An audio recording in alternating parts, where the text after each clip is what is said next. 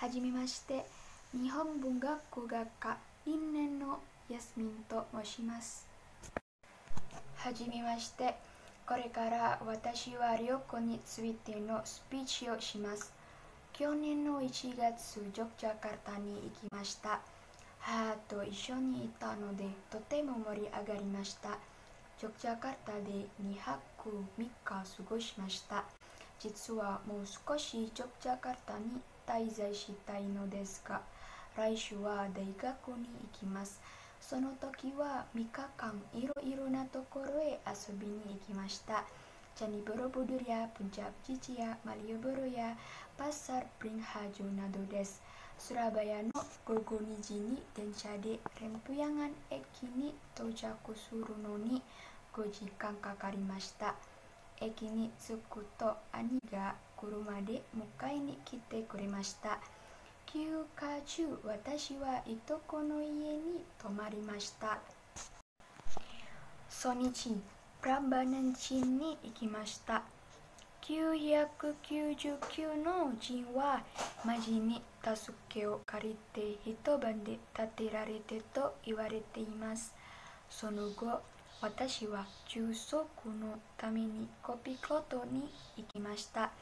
レストランはとても有名なので、本当にすべてのアーティストがそこで食べています。そこの食べ物がとても美味しいのも不思議ではありません。私が一番好きな食べ物はロデテンペとロンボイジョとトロルクリスピーです。夜はマリオボロに行きました。お土産を買いながら食事をしたり散歩したりします。明日はジョクジャでの最後の日で、来週大学に入学したので、スラバヤに戻らなければなりません。朝はジョクジャカルタで有名と言われるソトカリピロを食べますが、味は甘いと思います。次にパサルブリンハジョに行きました。ニグルジ、バティック、サンダル、Tシャツなどのお土産を買いました。その後、プチチの頂上まで来るまで30分です。